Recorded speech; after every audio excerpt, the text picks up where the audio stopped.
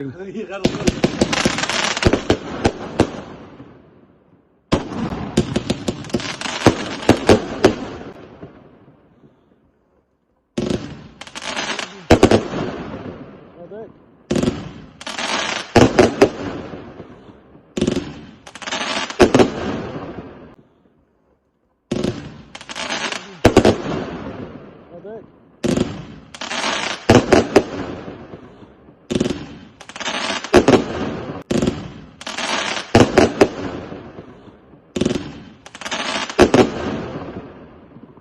Hij galmt lekker vleut.